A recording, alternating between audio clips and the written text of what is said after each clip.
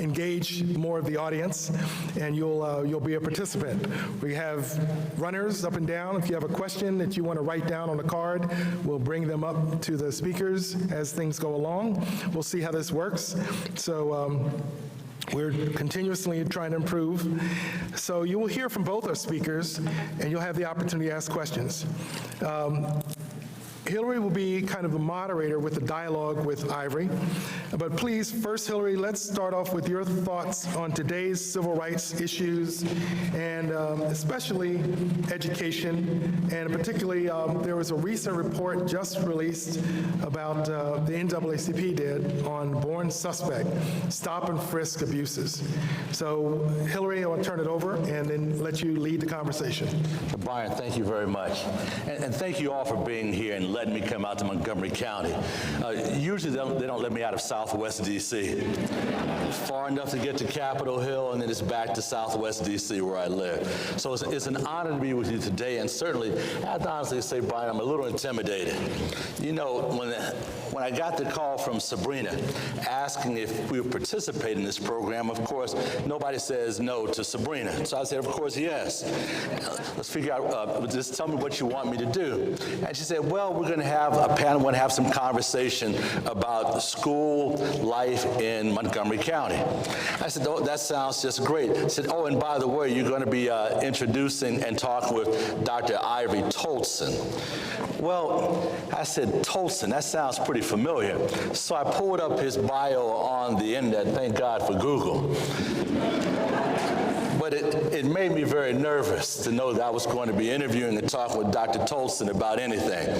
I almost felt like that weekend fisherman that loves so much going out every day in his boat to see if he can catch the big one that just happened to get away when he tells the story.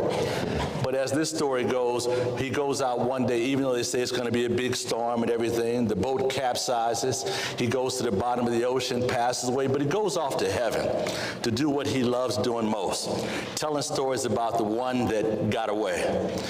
In essence, so every morning he'd get up in heaven and St. Peter would gather everyone together to talk, so he could tell stories about the big one that got away.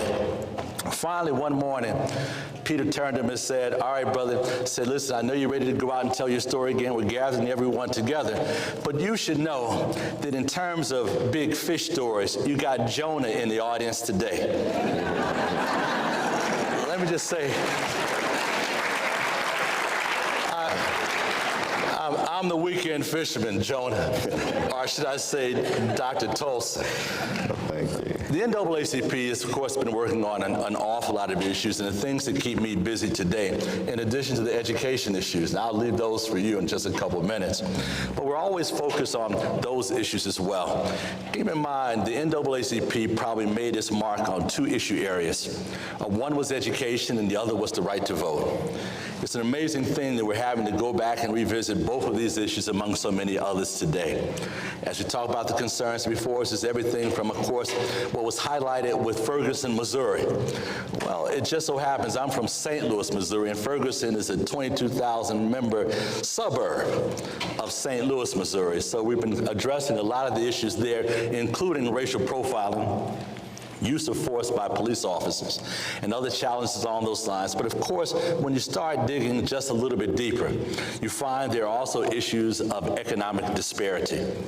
As you talked about Ferguson, we're also talking about an area that evolved significantly, racially and ethnically. That is, when I was growing up, when my hair was still black, Ferguson, Missouri was 90% white, and almost 10% African American. You've seen the data today as we talk about it. It's a community that's over 67% African American, and the diversity among whites, Asian Americans, Hispanics, and others is, of course, making up that other just a tiny bit over 30%. So we've been looking at those issues and so many others. I spend most of my time on Capitol Hill, and quite frankly, in your new office building at the Department of Education. And that's a good segue. As I talked about Ferguson, I talked about the diversity that has occurred, and quite frankly, the evolution that has also occurred. Montgomery County is a community that's done nothing less. You are much more diverse this year than you were 10 years ago. And all experts tell us that you'll be even more diverse as we move into the next century, I suppose. But with that, Dr. Toldson, I know to talk about what we're doing here, bias and stereotypes still oftentimes carry the day. That is, there's the assumption and the presumption that we understand each other based on what we look like and kind of the experiences we get through, whether it's the mass media or other things. And certainly as we talk about a community as diverse as Montgomery County, issues of bias and stereotypes is something we can have to contend with. Talk to us just a little bit about that. All right. Well, thank you for that introduction, and thank you all for being here to see these two black men with female names talking to you all.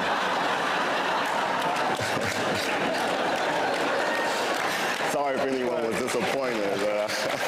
Hey, you notice how deep our voices are too, man, you know. Yeah, we're gonna make it, you know. That's right, yeah. All right. So, and I greatly admire the work that you have done with the NAACP in looking at issues of racial profiling. And I think that there is a common thread between the experiences that young black males have when they are riding through the neighborhood, when they are shopping in the shopping malls, and the experience that they have when they're at school, in that people frame their judgment on them based on the worst types of information. Young black males have a unique burden of having all of these negative stats just thrown at them.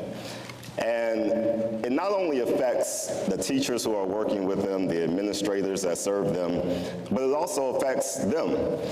And I know that because of the conversations that I've had with young black males.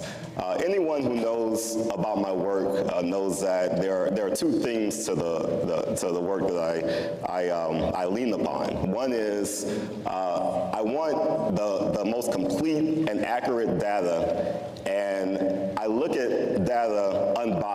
So I'm not looking for problems, I'm looking for solutions, I'm looking for the big picture, I'm looking for context. But also, I like to talk to young black males. And I remember recently I spoke with a group of children, and it's not just young black males, you know, it's students in general. But I met with a group of high school students in New Orleans, and I talked with them about all the research that I did debunking myths.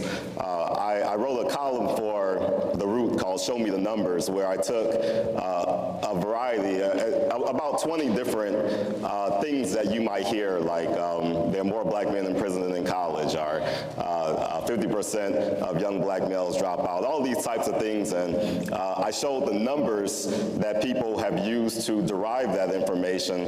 And what I found is that the vast majority of what you hear is completely false. A lot of it starts with the origin, and then by the time it distances itself from that origin, it comes out in a way that's not even close to the truth. So we hear a lot that 50% of black males drop out because of the Schott Foundation report, but a lot of people don't realize that the Schott Foundation's report is not about the dropout rate, it's about the graduation rate, and one has very little to do with the others. I know that that's counterintuitive, but you can read my article, try to see what I mean by that. But when I talked to the kids in New Orleans, one of them, and it was the last question that was asked to me, he said, "This is the first time we've heard anything positive about ourselves." And he said, when a lot of people like me, a lot of kids like me hear that information, they believe that it's true, and they start to give up. So my question to you is, what are you doing to make sure that kids much younger than us understands the truth about themselves? Now that's just one story that I have in my head of nuggets I've gotten from children who have the burden of this type of information. So just understand that when we have poorly contextualized, stereotype, myths floating through our schools, it affects how kids view themselves. It affects how teachers understand their role and responsibilities. It impacts the types of strategies that we give in order to promote their success. And so I think stereotypes, myths, and misinformation is probably one of the cancers of the school system that's impacting the best work that we can do with our children. How do we redirect that? I mean, certainly it's being compounded through mass media. It's compounded through folklore. Right. It's compounded through the news. I mean, one of the reports the NAACP does every year is something called Out of Focus, Out of Sync. Right. And one of the things we deduce from that is that even the news, the 10 o'clock or 11 o'clock news as we get it here in Washington, D.C., depending on which channel you're watching, of course, that even on those channels, we always see they're more victims of crime that are white, yet more perpetrators of crime that are black. Right. But every stat tells us that most crimes that are committed by someone who's the same race as the victim. Right. Yeah. How we have to work that part of it out. But how do we combat that? Yeah, and you have to watch Investigation Discovery to see white people committing crimes, right? And you know, I've taken a lot of these myths, and most of you all have heard that there are more black men in prison than in college, right? And you know, that was a stat that came out about 10 years ago by the Justice Policy Institute. There were people who questioned that stat before I did. The research that I did for The Root and the subsequent interviews that I got on NPR News, the BBC, and the print media that picked it up had more of an impact than a lot of the people who came before me to question it. But we have to try to understand beyond just the fact that it was inaccurate. And you know, just to give you some background of how they derived that stat, they pulled that information from the National Center for Educational Statistics, black male head count in colleges at that time, and they pulled a 10-year report that came from the Department of Justice, and they concluded at that time, based on the data that they had, that there were almost 100,000 more black men in prison than in college. That stat had a certain cachet about it, and there's a lot of people who use it. I think black people use it more than anybody else.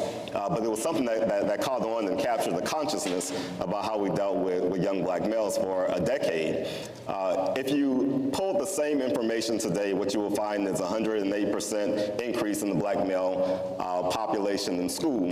And so right now we have about 1.4 million black men who are in college and about 800,000 black men who are in prison. So one of the things that the Justice Policy Institute and I agree with today is that the numbers are nowhere close to the truth. One thing that we disagree on is whether or not it was true to begin with. And you can pull some of the interviews that we did on the same news source to see how they explained what they found back then and my explanation of why they were wrong. I have a very personal reason to know that they were wrong. About 1,000 colleges did not report their black male head count back then. Among them was Temple University. I was a student at Temple University when they wrote the report, so when you say that, you don't include me. Bowie State also wasn't in it. And about 10 HBCUs wasn't in the original report. So the point that I'm getting at is just with that one myth, I know I had to do a lot of convincing people that that it was wrong because of the preconceived notions, because the lie seemed to reinforce something that they believed. It was a confirmation bias that happened. What I want people to be open to is the fact that everything about black people is not negative. You have to be open to that.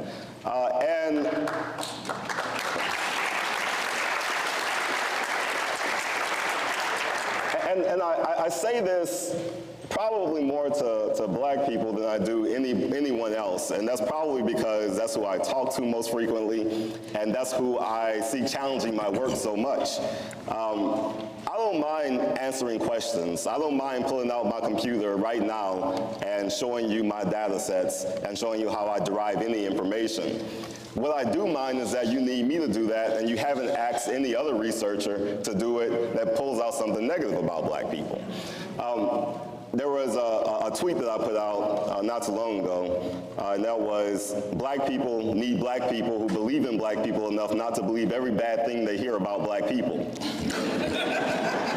So we have to look at information, contextualize it in a way that not only highlights the issues that we do need to deal with, but we need to contextualize it in a way that it brings about good solutions that actually address the problems that we need to address.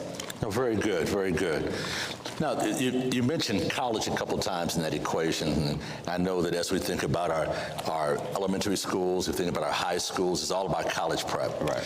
But cultural relevance and diversity in college prep is something that we're still trying to get a good handle on. Right. You and I talked in the kind of the ante room a few minutes ago about some of the Asa Hilliard's work and theories along those lines, but I know you've got some as we think about how we're preparing this school to prepare our children for college. Talk to us a little bit about cultural diversity and relevancy. Okay. Yeah, college readiness is something that's very important. It's important to the Obama administration, and I think, across the nation, we're trying to figure out what's the best way to make sure that the United States once again achieves the objective of leading the world in the percent of our population that has a college degree.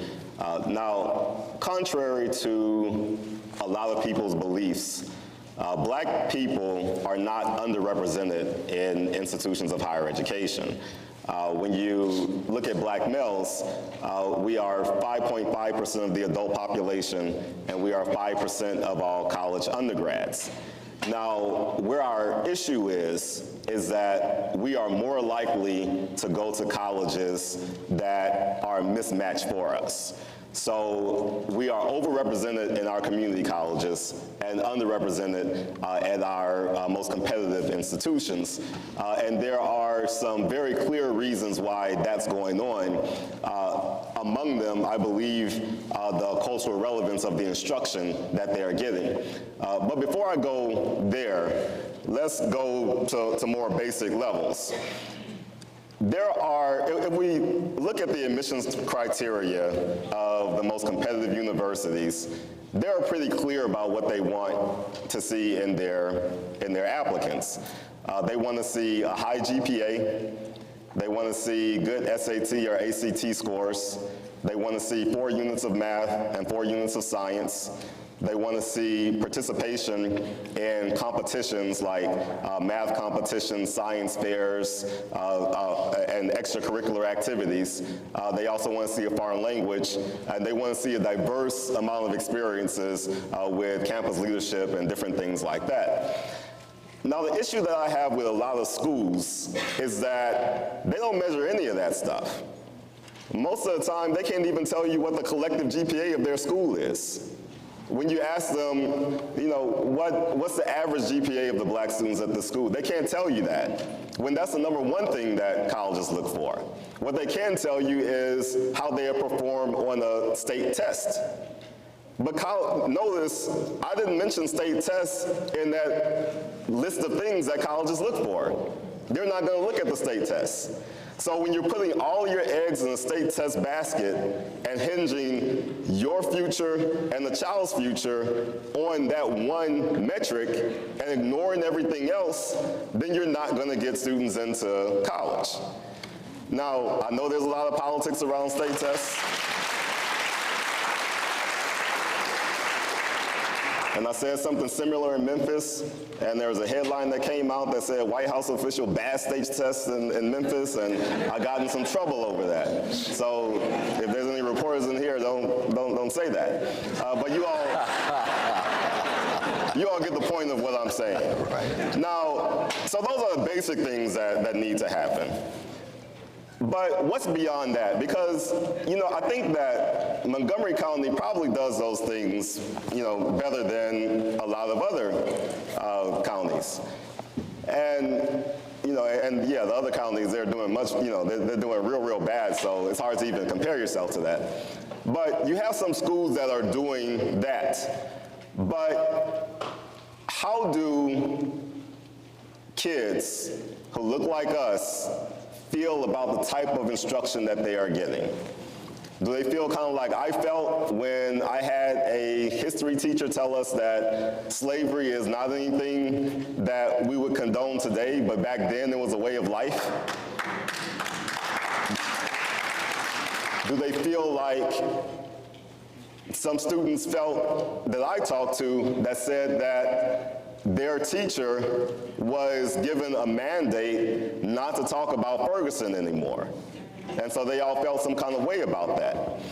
So we have to understand that in order for children to relate to the instruction that they are given, it has to be something that they can relate to. And in order for that to take place, the teachers have to understand that Black culture is something that guides them and that's relevant to them. Now, this is the last thing I'm going to say about that, about this point. Black people are probably the only race where people from outside of our community will come in and teach us and believe that our culture is actually impeding our success, not facilitating it. So you can have, and I hope y'all invite me back, right? I'm gonna keep it real. But if a teacher is invited to speak in France, what they'll want to know is, what's the history, what's the customs, what are some of their heroes, what are their cultural artifacts, what are the things that they consider offensive, so I won't do it, and what are the things that they find nice, so I'll do more of that. What are some of the holidays that they revere? So they want to know all those types of things.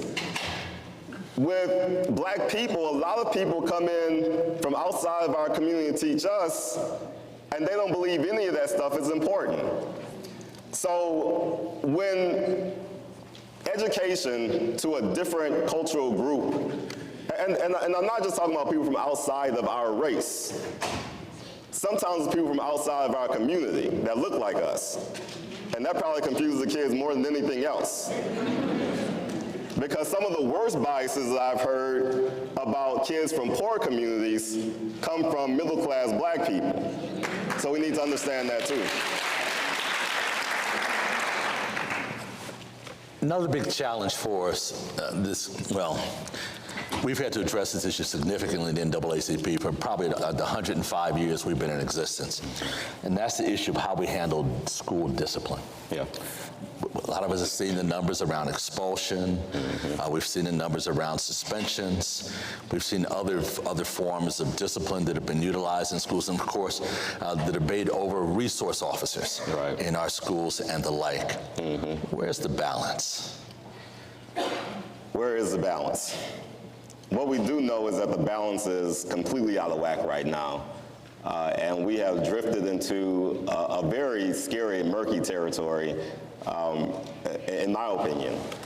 Now, the Obama administration and Department of Education has been very diligent in creating guidance documents and in collecting the type of information through the civil rights data collection that helps us to understand where the problems exist and how to address those problems. Typically, when I go and talk to a school about this issue, one of the things that I do is I go to the civil rights data collection and pull all of the schools in that district and see who has the most suspensions and who has the least suspensions. Because I think in the work of advocacy, you always have to know who's doing it right as well as who's doing it wrong. You can't get just one side. So I go into Baltimore. I prepare myself by going to the Civil Rights Data Collection, and I find that the worst actors in Baltimore had suspended about 200 different kids in one school year. So if you can imagine that, and it was equal male and female. So it was about 100 males, 100 females, different kids over one school year. But the ones who were doing it the best suspended maybe about 10 kids. And these were all majority black schools. So using the tools, it helps a lot. Now, what are some of the drivers, I believe? One, I'm going to go back to some of the myths that we have. There is a prevailing notion that black youth of today are more violent, are off the chains, if we say that anymore, than any cohort of kids in our history. Now, when you look at the data, it tells a completely different story. And one of the things that I find amusing is that I hear people my age saying that. I'm 41. I know I look like I'm 31, but I'm 41. I look like I was 28 last year. So it was my generation, people who are around my age, we were the most violent generation in history. And the kids today, their level of violent crime is less than half of ours. And is actually, violent crime among youth right now is at its lowest rate since before that crack epidemic of the 80s. You all can fact check me. But we treat issues of youth violence or behaviors like it's going in a sour direction. And so that causes a lot of schools to believe that they need to have a heightened security environment.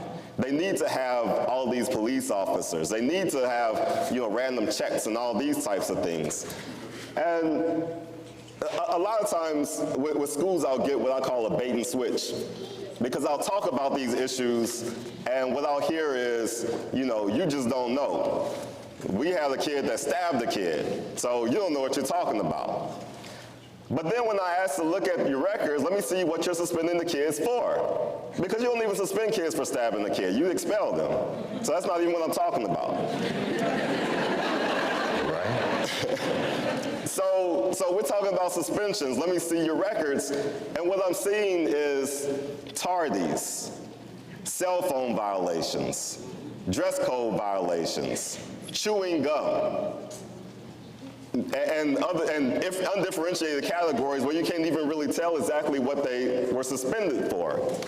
So all of that needs to be cleared up. Now, there's a lot of advocates that's out there who are doing good work in showing alternatives to suspensions. There are, if we could just stop suspending kids who have learning difficulties, research shows that you can cut suspensions by 2/3 just by not suspending them by not suspending the kids that frequently turn their work in late or that come to school late and have all of these challenges managing the etiquette of the school environment. If we just find some alternative way to deal with that, and I'll let you keep the ones that are using drugs, on school property, not outside of school property, they can do that. But no, they can't do it, but you can't suspend them for that. But if you suspended or dealt with the kids that were violent, those types of things, and just didn't suspend the ones that had the learning difficulties, then we can cut suspensions down by 66%. Now, you mentioned suspensions. There's been a lot of discussion about the use, or in some cases, the overuse of resource officers. Mm-hmm. I know the Department of Education, working very closely with the Department of Justice, came out with new guidance addressing some of these issues. We were so concerned at the NAACP, we actually did a little polling ourselves. Mm-hmm. We went out to California to ask the same question. Right. And we found a couple of resource officers that were willing to talk. I think they were very well-intentioned and wanted to make a difference in the schools they serve. the question we asked them is, what's the number one reason that you arrest students and take them out of the school? And they said, well, it's crimes of defiance. Crimes of defiance. And after we finished talking about it, what I realized is what they were saying is that basically they were criminalizing puberty. Yes. That being said, where's that balance? I know you spent some time working with the Department of Ed along those lines. There's certainly a use for a process in which we connect our schools with law enforcement. Every once in a while, unsavory characters work their way into the school building, those kind of issues and whatnot. But what's the recommendation?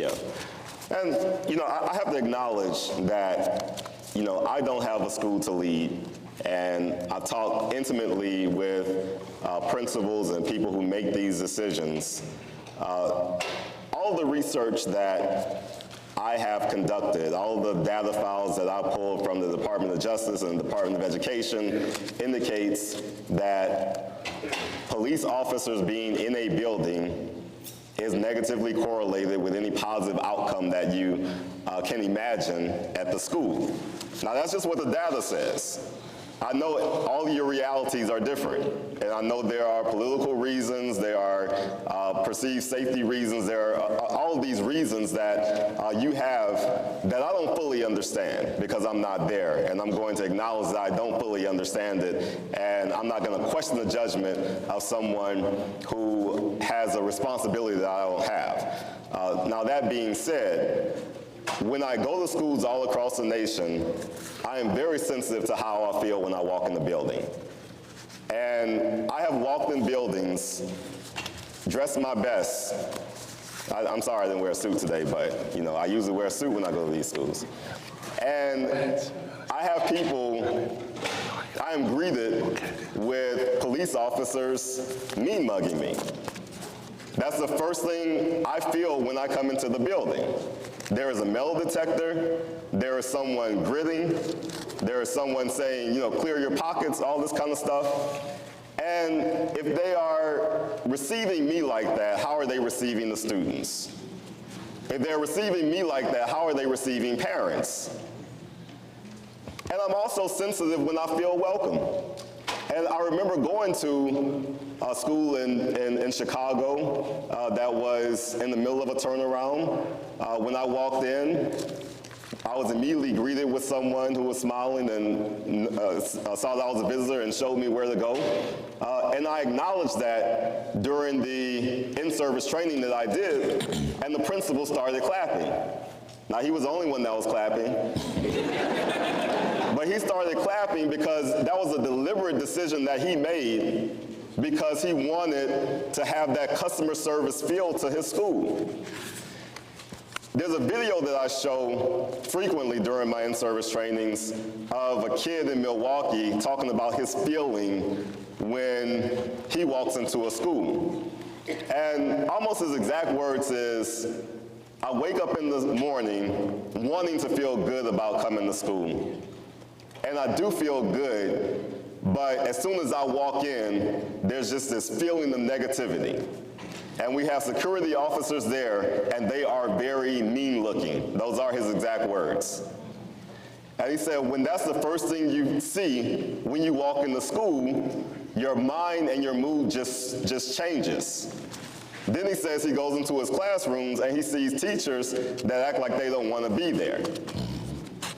So when you have this system, so going back to how I started this, I don't fully understand all of the reasons why you need police officers.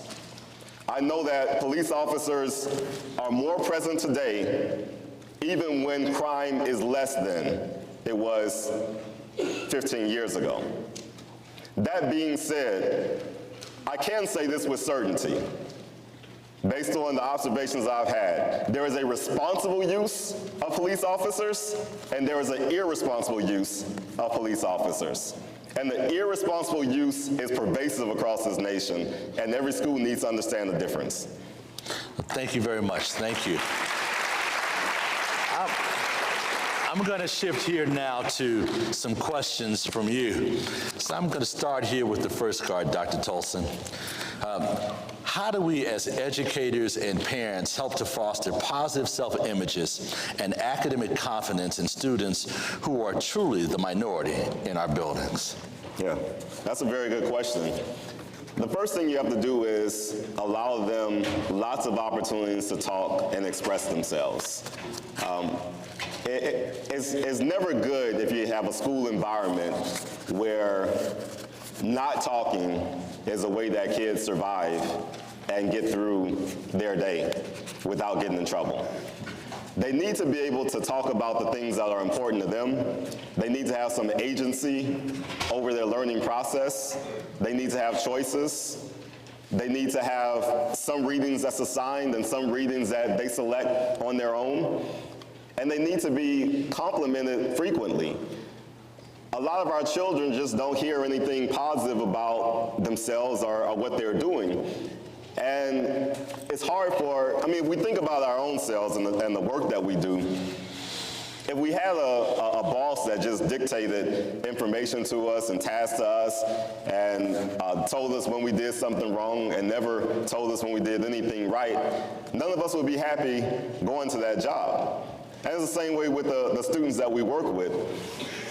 We also need to understand the challenges that certain kids have and validate that.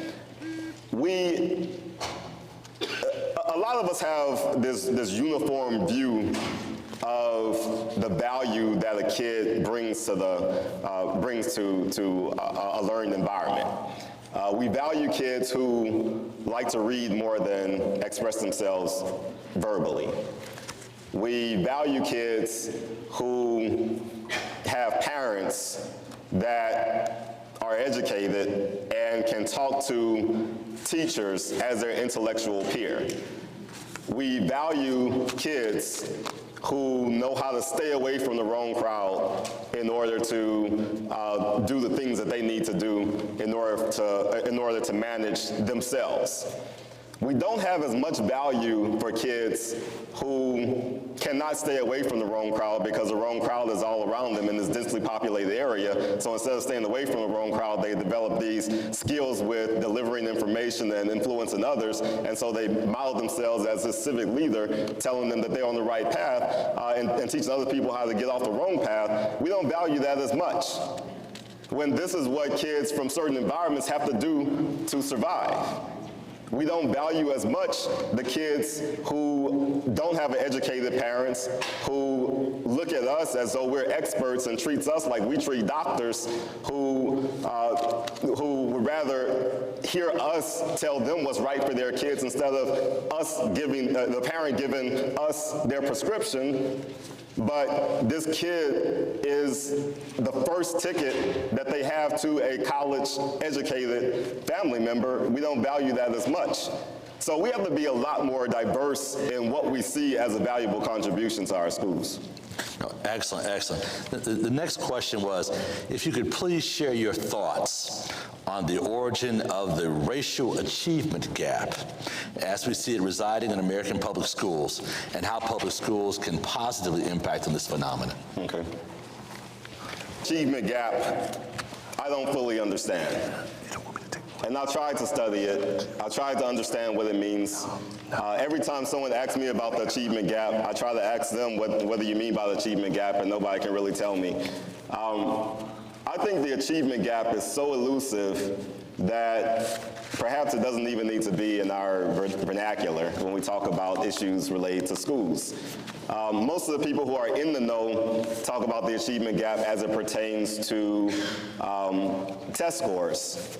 For me, I'm dissatisfied with making too much meaning out of differences in test scores because the manufacturers of those tests haven't given me enough information to let me know what it really means for the future.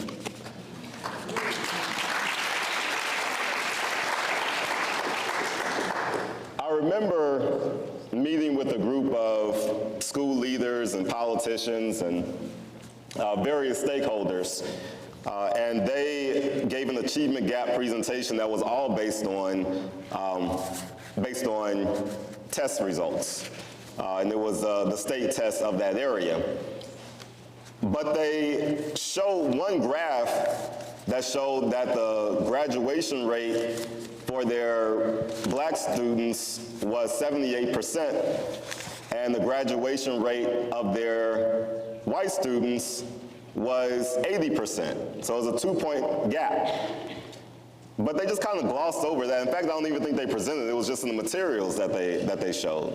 And then the Asian students had a gap, the Asian students, their graduation rate was like 93. So I asked them, I said, you know, what does it mean that you essentially have no statistical difference in the graduation rates of your white and your black students, and the gap between Asian students and white students is far greater than any gap that you have between black students and white students? And they all seemed so confused by that question. And, you know, I mean, I think I just think differently than a lot of people. But to me, the real conversation should have been, how can white and black students become more like Asian students in that district?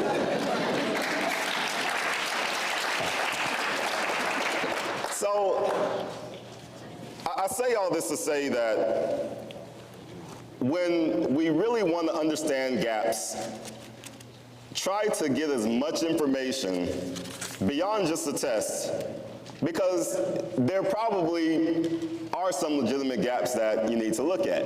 I think the GPA gap should be studied with more vigor than a test score gap, because the GPA gap, one, you know, if you have lower GPAs for black students, they are less likely to go into a competitive college.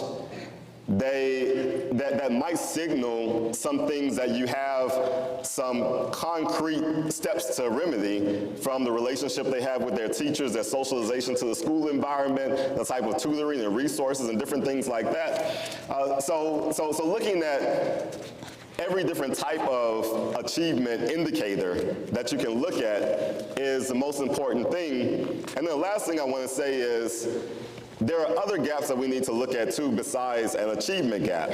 There are discipline gaps, which we already talked about.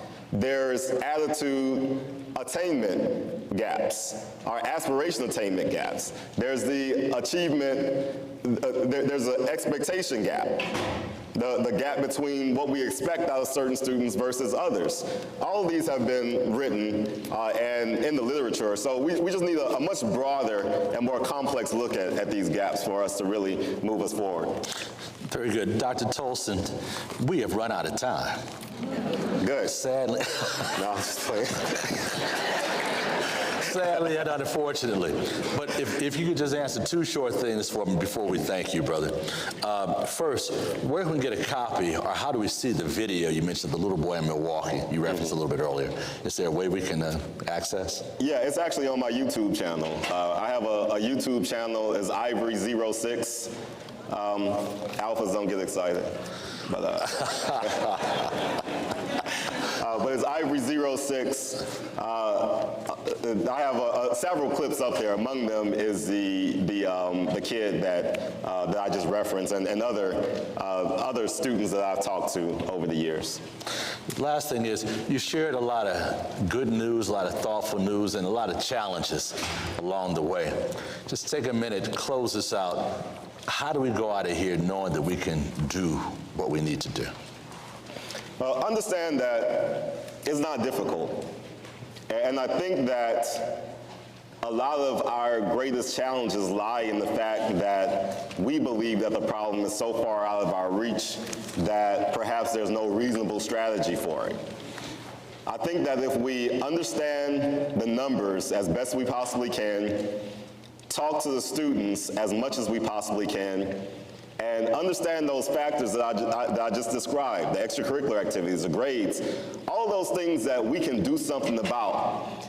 And save for last those things that are a lot more challenging, like the test scores, but do everything that is within our power, then you're going to see every achievement indicator go up, I believe even the test scores.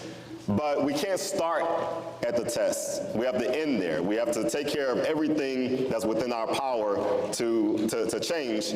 And like I said, I don't think it's that difficult. So thank you all. Thank you very much.